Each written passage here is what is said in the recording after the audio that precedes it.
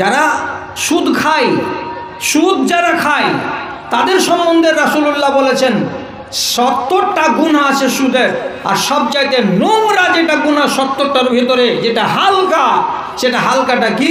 আইয়ানকে হাররাজুল বেউম্মিহি, একটা মানুষ বাইরে বিবাহ না করে সে জুয়ান যদি কি করে নিজের মাকে বিয়ে করে, আর মাকে বিবাহ করার পরে মাকে নিয়ে যদি সোহাগ রাত মানাতে যাই, তাহলে পৃথিবীতে ওই ছেলেটার মতো লাঞ্ছিত, লম্পট, গুন্ডা আর এর মতো ধিকৃত মানুষ আল্লাহ দুনিয়াতে কেউ নেই। তাহলে সবচাইতে নিচু দরের গুনাহ হলো সুদের। কোনটা? তো নিজের মাকে বিয়ে করাটা। এত বড় নোংরামি কাজ হচ্ছে সুদ খাওয়া।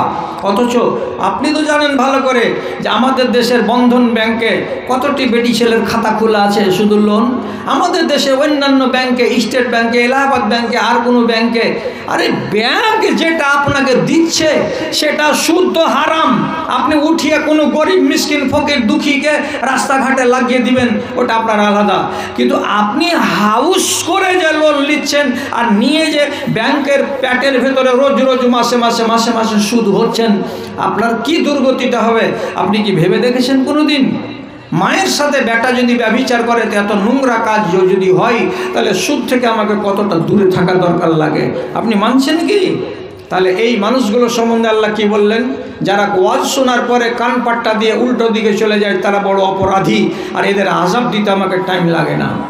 সুদখোরও তো যা গেল গেল, যারা মদ খায়, যারা নেশাখোর, যারা বিভিন্ন রকমের নেশা করে, বোতল থেকে ঢেলে একগুলো নেশা, এগুলো হলো মদ।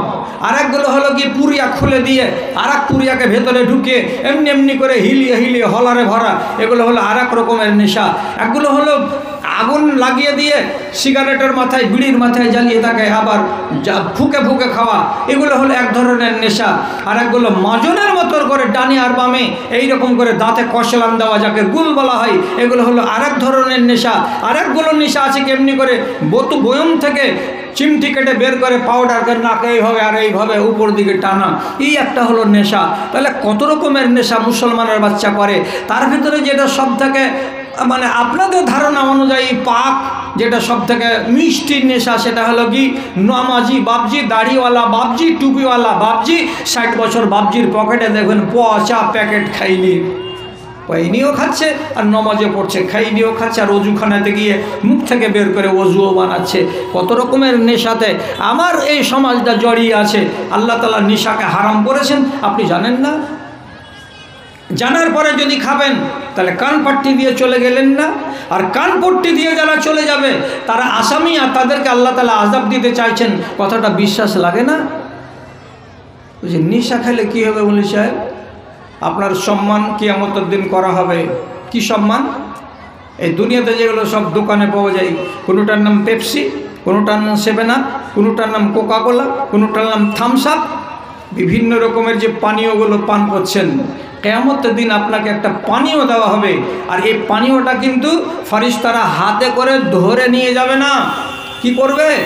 লোহার লম্বা আকুড়ার মাথায় গ্লাস লাগানো থাকবে, ওই গ্লাসে করে উঠাবে নহর থেকে পানিটাকে, আর উঠিয়ে কাছে যাবে না, ওই রকম লজ্জার মাথা থেকে গ্লাসকে এমনি করে কাত করে আপনার মুখে ঢেলে দেওয়া হবে।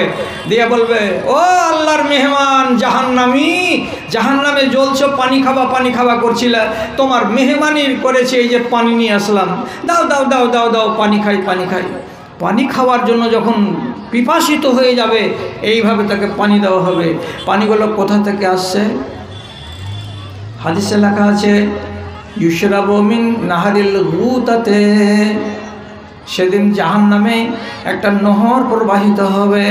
নহরটার নাম হলো গাউতা নহর। নহরটার নাম হলো আরবিতে গাউতা, গাউতা নহর। ওই নহরের পানি তাদেরকে পান করতে দেওয়া হবে। কেমন হবে পানিটা?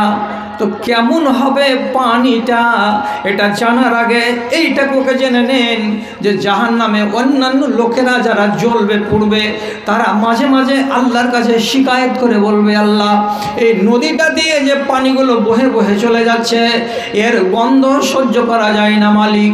একে তো জাহান্নামের আগুনের সাজা, আর তারপরে এই গন্ধ নালীটার পানিগুলো থেকে যে গন্ধ ছুটে আসে, সয় না প্রাণে সয় না আল্লাহ রে, এই নালীটাকে এখান থেকে তুমি সরিয়ে দাও। কত নোংরা গন্ধ আসছে যে জাহান্নামীরা শিকায়ত করবে আল্লাহর কাছে যে এই নহরের পানির জ্বালায় থাকতে পারি না। নহরটার নাম কি বললাম? গাউতা। গাউতাটা আসছে কোনখান থেকে? হিমালয়ের চূড়া থেকে। কোনখান থেকে আসছে? রাসূলুল্লাহ বলছেন ইয়াজিরি ইবিন ফরুজিল মুমিসাতে, দুনিয়াতে যত বেশ্যা নারী আছে, দুনিয়াতে যত রান্ডি নারী আছে, যারা বেশ্যাগিরি করে করে মরে গেছে, সে মুসলমান হোক কিংবা ইহুদি হোক কিংবা খ্রিস্টান হোক কিংবা আর কোনো জাতি হোক না কেন, যারা বেশ্যাগিরি করে করে তারা মরে গেছে, ওই সমস্ত বেশ্যা রমণীদের জাহান্নামে দেওয়া হবে। আর তাদের শরম গা দিয়ে পানি চুয়ে চুয়ে বেরিয়ে বেরিয়ে আসবে সারা সারা দিন, সারা সারা রাত। আর সেই কোটি কোটি কোটি কোটি বেশ্যাদের শরম গা দিয়ে জনিদার দিয়ে যে পানিগুলো এক জায়গায় জমা হবে, সেই নহরটার নাম হলো গাউতা নহর। ওই নহরের পানিগুলো অ্যাকচুয়ালি পানি নয়, এগুলো হলো বেশ্যা রমণীদের শরম গা থেকে বেরিয়ে আসে এগুলো রস। সেইগুলো কিয়ামতের দিন পান করতে দেওয়া হবে। কাকে? যারা দুনিয়াতে নেশা পান করতো তাদেরকে। কার শখ আছে? কার শখ আছে? বেটি ছেলের মলদার দিয়ে, বেটি ছেলের শরমগাহ দিয়ে যে পানি বেরিয়ে আসবে, সে পানিকে তোমার মুখে ঢুকিয়ে দেওয়া হবে যে পানি পান কর।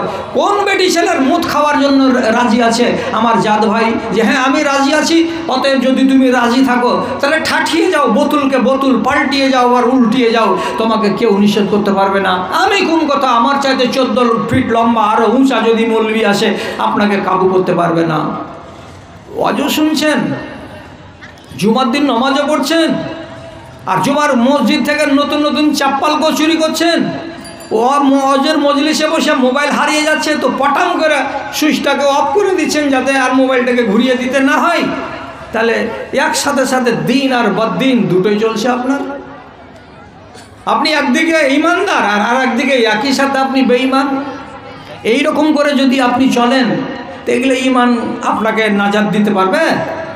ফেরাউনেরও ইমান ছিল, হিসাব করেন 10 নয়া। কতটি? আন্দাজে বলছি, এই ইমানটা কতখানি? তো 10 নয়া। ওই ইমানে ফেরাউন নাজাত পাইনি, পাবে না। আবুল আহাবের ইমান ছিল। আপনি আজব কথা শুনছেন নাকি আমার মুখ থেকে যে তাব্বাত ইয়াদা আবি লাহাব, আবি লাহাবের হাত মাটিতে মিলে যাক, বদদুয়া করা আছে কোরআন মাজিদে। ওই আবুল আহাবের ইমান ছিল এই দেখুন এতখানি, 10 নয়া ইমান ছিল। ওই ইমানে বাঁচবে না। আপনার যে ইমান এরকম হয়ে গেল, কেমন কথা? আমার ইমান ফেরাউনের মতো হলো আর আমার ইমান আবুল আহাবের মতো হলো। মানে হক কথা বলে বলে বলে বলে নবী মুসা ফেরাউনকে পারেননি বুঝাতে।